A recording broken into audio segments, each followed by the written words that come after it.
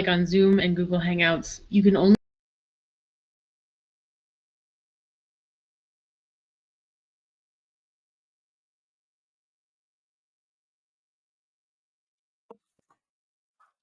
All right, thank you for your patience. Welcome everyone to Healthy Festive Eating, in which we're going to be learning about festive food history, easy to make and healthy festive dishes, and ways to incorporate seasonal foods into your festive meals. My name is Charlie Jorgensen. I'm a librarian at Riverside Library and Cultural Center, and we are fortunate to have today's program presented by two registered dietitian nutritionists from Greeley-Evans Weld County School District 6.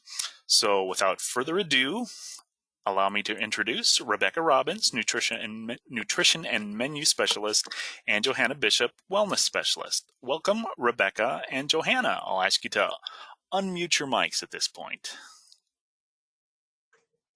Thanks, Charlie. Welcome, everyone. All right. Thanks for having us. Sorry, Johanna. Go right ahead. All right, getting right into it. So welcome, as Charlie said, and thanks so much for joining us this afternoon. I can just make sure that all right. As Charlie introduced me as, I am Rebecca Robbins. I am a registered dietitian nutritionist and also the Nutrition and Menu Specialist for Greeley-Evans School District 6 Nutrition Services. Hi, everybody. I'm Johanna, and just like Rebecca, I am a registered dietitian nutritionist and work at Greeley-Evans School District 6.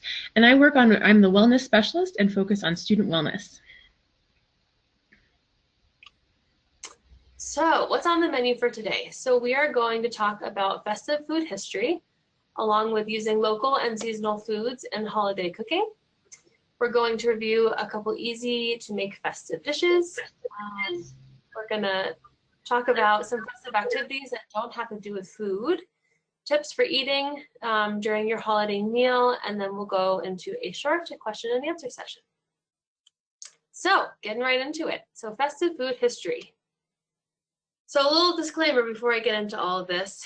I am not an anthropologist, nor am I a historian. And so the next few slides going into history of the holidays that we celebrate in December, I like to think that I did some really excellent research on some really credible websites, but it's always possible that I could have a few facts wrong. So that's just my disclaimer for right now. So the three holidays that are celebrated in December are Hanukkah, which is a Jewish festival that is observed for 8 days and 8 nights to commemorate the rededication of the Second Temple in Jerusalem. We have Kwanzaa, which is an African-American non-religious celebration of culture, family, and life that is observed from December 26th through January 1st. Kwanzaa originated in 1966 as a ritual to welcome the first harvests. And we have Christmas, and Christmas is a festival commemorating the birth of Jesus Christ, and that is typically observed on December 25th around the world.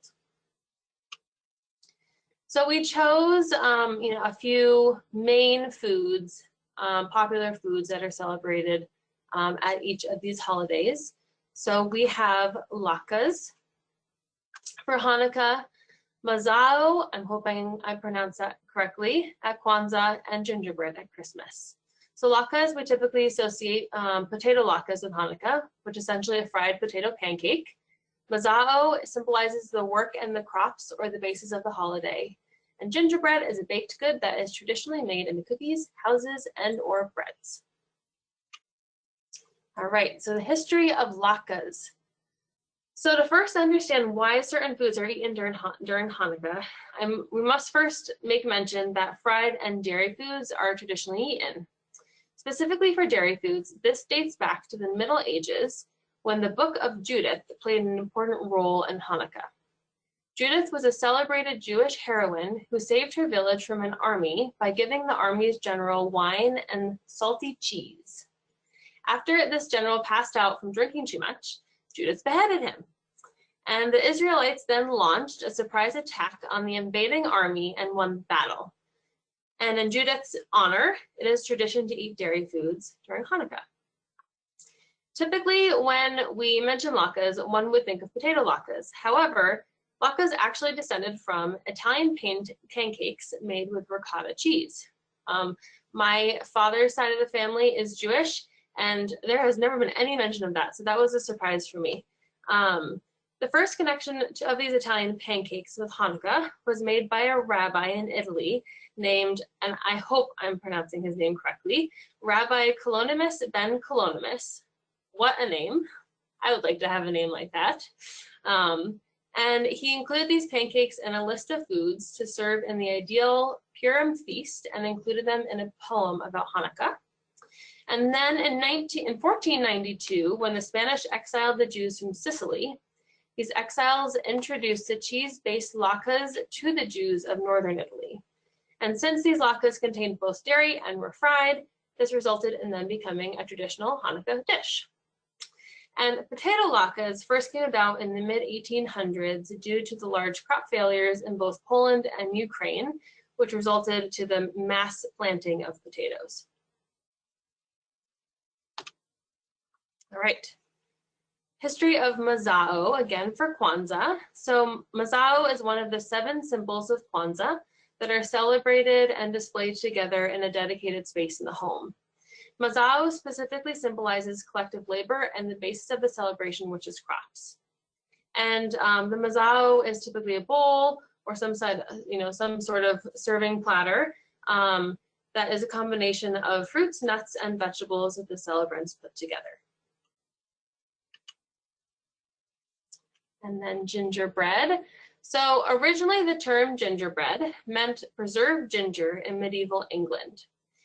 And gingerbread wasn't used to the applications we typically know gingerbread as known or used today until the 1400s. So I quote from one of the references I used, Chinese recipes were developed during the 10th century, and by the late Middle Ages, Europeans had their own version of gingerbread. So specifically, these own versions were cookies that were often ornately decorated and regularly found at medieval fairs. Over time, these medieval fairs came to be known as gingerbread fairs, where the shapes of the cookies served changed depending on the season. Gingerbread houses specifically were created in Germany during the 1500s, and these ornately decorated sculptures became associated with Christmas time. And fun fact, the popularity of gingerbread houses specifically grew when the Brothers Grimm wrote their tale of Hansel and Gretel. And for the New World, which we tend to think of as the Americas, gingerbread arrived with English colonists. Another fun fact, gingerbread cookies were sometimes used to sway voters to favor one candidate over another. It's quite possible that happened in November. Who knows? All right, and at this time, I'm going to pass it over to Johanna. Awesome, thank you. I learned some fun facts about gingerbread and all kinds of things. So today we want to talk a little bit about local and seasonal foods and holiday cooking. If you want to go to the next slide, Colorado has a very rich agricultural background, and you can see the different foods that are available throughout the year. Right now, being December, there aren't as many available, right? There's not a long growing season in Colorado, but some foods store really well, and so you can still find local and fresh foods such as winter squash, potatoes, carrots, apples, and onions. Cucumbers and tomatoes can be grown in greenhouses, and you can still find them fresh around in the area. They are more rare and a little bit harder to find, but they are still fresh and delicious. One advantage of local and seasonal produce is that it is typically cheaper, it's more nutritious, and it's fresher. So let's talk about each piece a little bit. It can typically be cheaper because of supply and demand. There's a greater abundance of local produce in your area. And you can buy it directly from the farmer in some cases, which helps cut out some of the middleman expenses. Fruits and vegetables are at their peak nutritional value for the first 24 hours after being picked. So foods that don't have to travel as far have been found to contain higher amounts of vitamins, minerals, and other nutrients. These types of nutrients can start breaking down as soon as foods are picked. So when food has to travel farther, it is off the plant or off the vine longer and is not quite at its peak anymore. That doesn't mean it's unhealthy or bad. It just means that very peak moment is right off the vine. And sometimes to help things travel, produce can be picked when it's not quite ripe yet. Think about bananas or even apples. So they might not have matured completely and contain their maximum amount of nutrients. So there's some benefits from purchasing things that are local. As a side note, that doesn't mean, like I said, that other things are unhealthy, right? It just means that we're going to get the best maximum value out of our produce when it is picked fresh and close to home. So if you want to go to the next slide, Weld County has a couple of options for local produce, even in the middle of winter. That there is a farmer's market that runs from November through May on the first and third Saturdays of the month. And of course, they're recognizing or practicing some COVID safety precautions, and there's more information at the link that you can see here. When you're shopping in grocery stores, you can also look for those two logos, the Colorado Proud logo. It's either that purple mountain or the blue and red and yellow Colorado icon. And those help you know that this came from Colorado, so you can help pick those fresh things. I would love to hear some of your favorite Colorado produce, and you can do that in the chat, whether it's currently seasonal in December or something that you look forward to year-round. What are some of your favorite Colorado produce items? So on the top, you can see a little chat bubble or a speaker bubble. If you click on that and make sure your message is to everyone, you can share in the chat box some of your favorites. My favorite, and I might steal somebody else's, is Palisade peaches. I look forward to Palisade peach season all year long. Christina says that she loves anything you can grow in your garden. I love that. That's the best local produce there is. I had a personal victory. I grew some cherry tomatoes this year, and I had enough to make pickled cherry tomatoes, so I canned my own food. It was quite satisfying. Rachel really likes the Olathe sweet corn. It is delicious. It's not Iowa's sweet corn, Rachel, but it is still sweet corn, and it is delicious. Awesome. So you can see Colorado has a whole variety of things that you can enjoy year-round, and that can help benefit both your body and the economy. So it's a win-win all around. Rebecca, if you want to go to the next slide.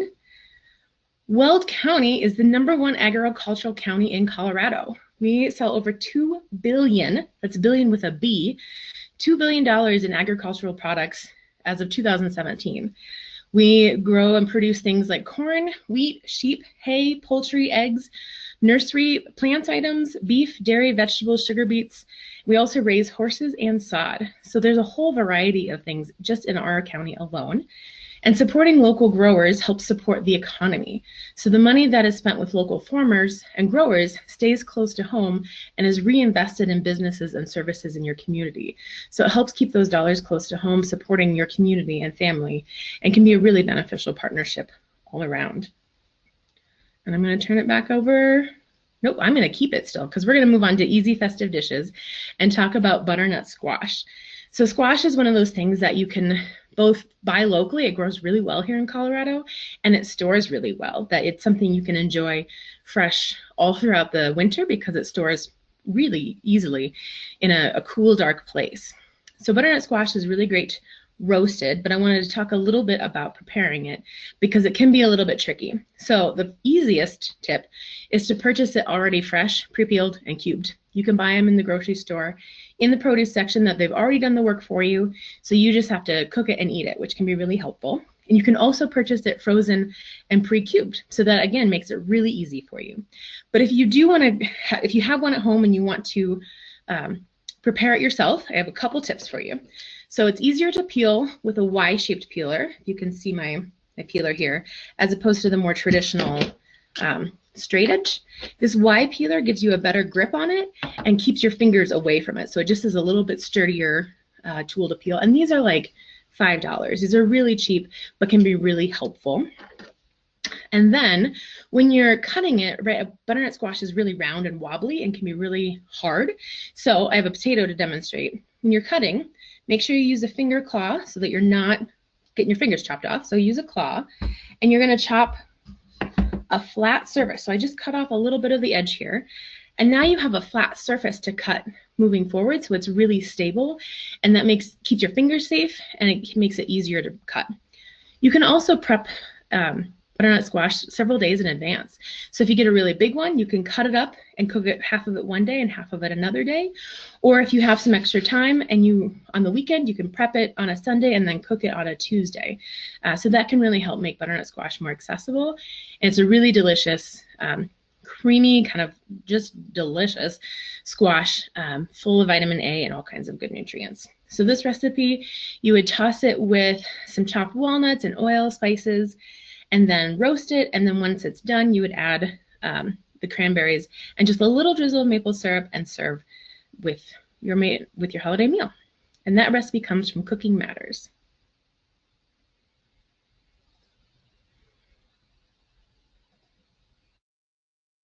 All right, I'm taking this one. So festive potato frittata from Potatoes USA. Another just simple, easy dish to whip up. It contains yellow potatoes and onion, which are both seasonal produce for right now in our state.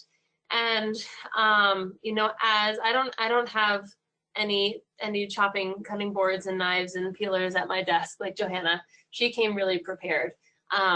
But I believe that she is going to demonstrate how to how to peel and mince garlic. Is that correct? Yes. If you don't have a chopper or a mincer at home. So I'm gonna pass that over to her. Awesome. So garlic is really full of antioxidants and super healthy and super flavorful, especially when it's fresh. So you have a little clove of garlic here, and I have a hard time getting the paper off. So what you do, you put it on the cutting board and take the flat part of your knife and your palm and just smash it. So now I've smashed it. If you can see, the peel just like comes right off. And it was so easy, and it's not sticking to my fingers. And then again, we have that flat surface, so it's easy to chop up into small little bits. Also, fun fact about garlic, now I do have a peel stuck to my, there we go. There are enzymes within the cells of garlic that are released when it's chopped, when it's cut open, and they are heat sensitive. So if you chop your garlic and just let it sit for a minute or two, those enzymes are released and make it more bioavailable. So those antioxidants will really give you an extra punch before you cook it. So chop your garlic first, let it sit before you cook it to get the really maximum benefit out of garlic. So that's my tidbit about garlic. Excellent, thank you. I knew there was a reason why I chopped all of my vegetables before I started cooking. It's to let those antioxidants simmer in the garlic and be more bioavailable to me. So just a couple things about this recipe. It does say half a cup of milk. Doesn't matter what fat percentage of milk you use. Anything works. Dairy-free milk, both almond and soy milk are really great in cooking. They tend to lose a lot of that stronger, soy and nutty flavor once you cook them and heat them. And this recipe does say smoked paprika.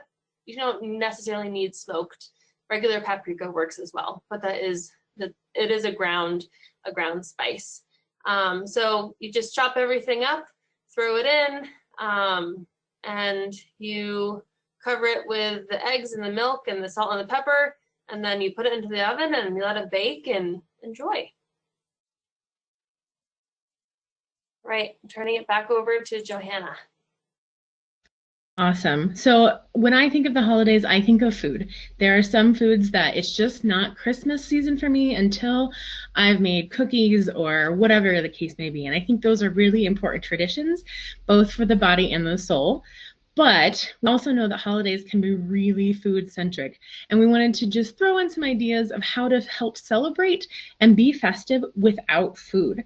So some ideas, and these are just to get you started. Again, I would love to hear some of your ideas in the chat box, but you can volunteer. So again, this is COVID season, so do so cautiously. You could do a holiday puzzle. With the benefit of the internet, you can find any kind of like an online puzzle or an in-person puzzle. You could have a snowstorm in your own house and make paper snowflakes. Start a tradition of reading certain holiday-themed books every year. And one of the benefits of living in Colorado, you can hike year-round. There are trails, both snowshoeing trails and just regular foot traffic that you can go hiking and enjoy some of the beautiful scenery. Go sledding, decorate your own wreath. go look at holiday light displays around your neighborhood. Weld County, Greeley especially, has so many houses decorated, but all around you can go enjoy the holiday lights. Bundle up, put your boots on, wear some warm clothes, and go take a walk at night and enjoy the holiday lights around. You can make and send your own holiday cards, and you can make your own decorations, whether it's Christmas stockings or garland or whatever the case may be. But winter hiking, Christina, you and me both, we love winter hiking and the fact that there are fewer people out on the trail. And the library, there's so many holiday books and themes there, both kids books and adult books that you can really enjoy seasonally, and that can help create the festive mood.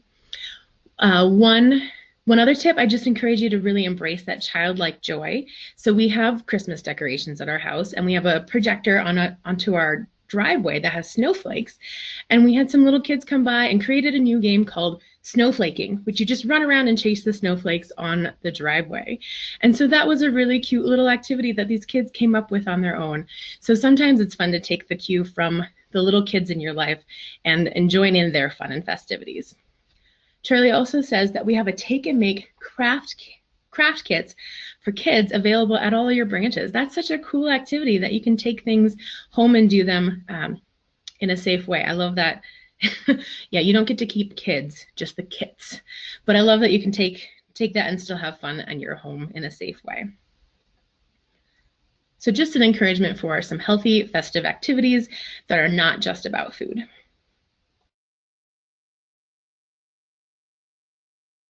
Awesome. Thank you, Johanna. I might go do some snowflaking tonight. I love that term. Cool. All right. So we are dietitians, and therefore we have come with tips for festive eating. So our first tip is to not skip meals, to save up for your holiday feast if you are going to have one this month or next month. Skipping meals in general can mess with your blood sugar and cause you to be incredibly hungry or hangry, as one may say, which may mean overeating later on. And so if the holiday meal isn't until later in the evening, we recommend just grabbing a really quick snack, maybe a couple times between, when you wake up after having breakfast and when you have the holiday meal, and include some protein in that snack or some fiber. Both of those help hold your hunger over for longer. I'm going to jump in here. Yeah, Rebecca, real quick. So I like that tip a lot, because that's another way to help enjoy some of those festive foods, because thinking especially about Thanksgiving, there's often too many traditions to eat all in one meal without feeling overstuffed. So who says you have to eat roasted butternut squash with your meal? Maybe that's part of your lunch, right? Like you could spread out that festive eating throughout the day and eat smaller, reasonable portions and not get over full. So eat festive all day long. I like it. Great tip. So if you're attending a holiday dinner that's presented as a buffet or lunch or meal in general, survey what's being offered before you start loading your plate up. This is going to let you figure out what is going to be your most preferred dishes that are in that buffet, and prevent you from overloading your plate too much and just allowing some more portion control in general. Go ahead, Charlie. I was just going to say, in our buffet dining in the past, we've always called that the reconnaissance trip, where you just take a look first at everything before you commit to the first plateful. I love that. That's excellent. Thank you. Eat slow and be mindful. This is a tip for festive eating and just every day in general. Pay attention to what you're eating. Pay attention to the smell, the texture, the temperature, the consistency, the flavor. For example, us dietitians like to call that intuitive eating as well, mindful eating. And studies have shown that when someone isn't paying attention to what they're eating, it can interfere with the brain, registering that you're full, oftentimes making you overeat. So just savor that goodness of the meal and that deliciousness. And, especially if you don't get this festive holiday meal like more than once a year, this is your time to really enjoy and savor.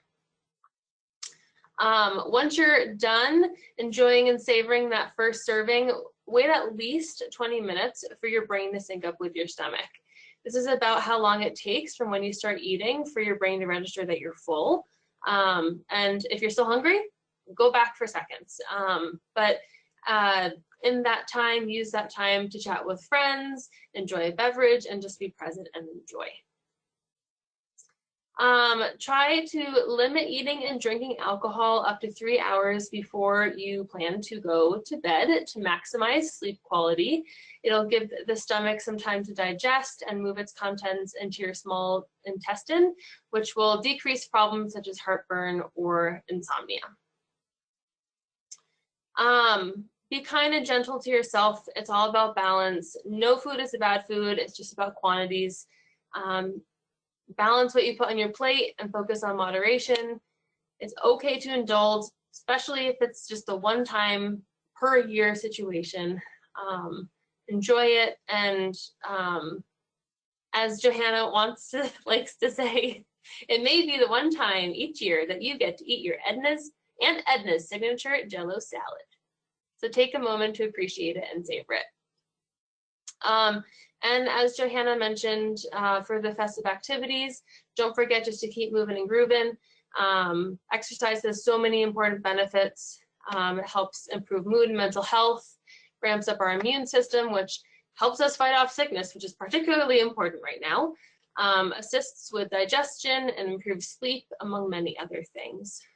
So along with the suggestions that Johanna suggested, before your holiday meal, get the family together for a game such as touch football or basketball, and then after your holiday feast, get a couple of friends or family members or your dog or your cat or your ferret, whatever, and go for a walk.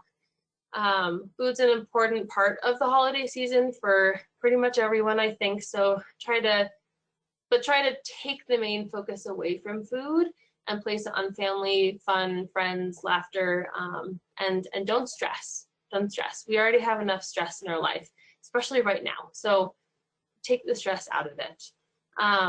And Johanna, do you want to take the last tip, since this was your suggestion, which is an awesome one? So sometimes you can get overwhelmed with all the leftovers, and what I do, I save all those little to-go containers we get throughout the year, and then after the meal, hand out to-go containers so that people can package up their own leftovers, and everyone gets a little bit. So you get a little bit of leftover turkey or whatever, so you can all enjoy it, and that way it doesn't fill your fridge, and it helps keep the celebration kind of contained in the day of celebration instead of a whole week of eating. It's that one or two couple days to share, and you get to share with everybody else. That said, moving on to the next slide, again, this year everything is different. So please keep in mind to limit the size of your gatherings. The CDC has some recommendations.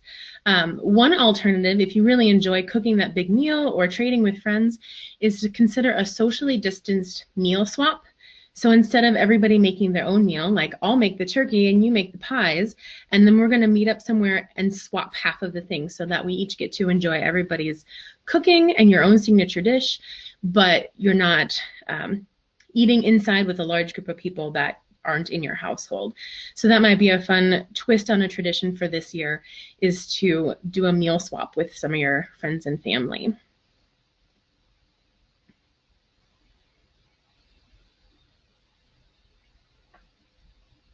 And with that, I think that's all we have. Yeah. What questions do you have? And I would love to hear your favorite festive food in the chat box. Feel free to share that, one of the things you're looking forward to in the next couple of weeks. But we are here for any questions you might have. Okay. Feel free to unmute and ask away. I was going to say, you can each unmute your own microphone. So if you prefer to ask it verbally rather than in the chat, feel free to go ahead. And actually, that was going to be my final question, which is, what is everyone looking forward to?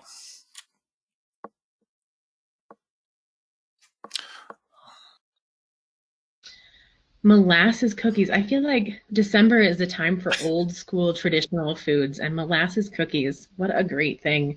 I love it, Christina. And stuffing, I think that should be a year-round food also. So tasty. I was going to say, I live with a Canadian, so we eat molasses year-round. Awesome. They're really great from Mary Mountain Cookies if you haven't had them from there before. They're delicious. I also really love pomegranate this time of year, and you can buy them. I finally figured out how to cut a pomegranate, which was exciting. So then it's more affordable as well, because if you buy them already seeded, like there's a reason they're so expensive. It does take a while to get the seeds out, but they're just so pretty when you add them to like any dish. It makes it look festive. So I think you can buy. I think I bought my pomegranate. I think it was under $2. So it wasn't too outrageous compared to when you buy the containers when they're already seeded. So that's something I'm looking forward to, or I've already done, I guess. It's time for peppermint and chocolate. So I love everything peppermint and chocolate combined. And there's more of a percentage of chocolate and pepperminty things during this time of year than normal. So it's great. Yeah, I can't say enough good things about chocolate. So, but I do love a good chewy. I've got like my Facebook feed is filled with recipes for ginger doodle cookies, which are essentially really just molasses cookies with some ginger and nutmeg in them.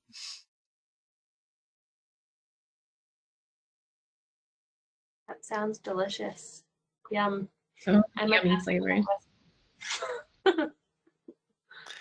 Well, I know it's, sorry, Charlie, go ahead. Oh no, I was going to say, and just in case people didn't get it jotted down when we were on those slides, the recipes, the first one came from cookingmatters.org for the holiday roasted butternut squash, and the second came from potatogoodness.com and is under the recipe section under festive potato frittata. So nicely, the URLs are pretty much the domain name, /recipes/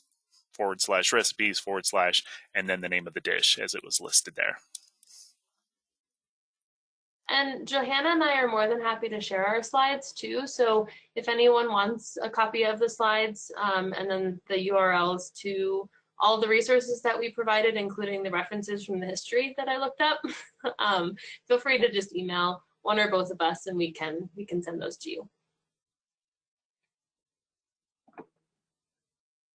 Okay, well, thank you very much to both Rebecca and Johanna. That was very entertaining. Lots of information all across the spectrum, from the history to the health to just the good flavor and eating portion of it. Thank you very much, guys. Thank you, Charlie. Much appreciated. Thanks for having us. We appreciate it. Have a great holiday season. Yes, to all of you as well. Happy holidays and Happy New Year, and next year will be better. All right. Thank you very much, guys.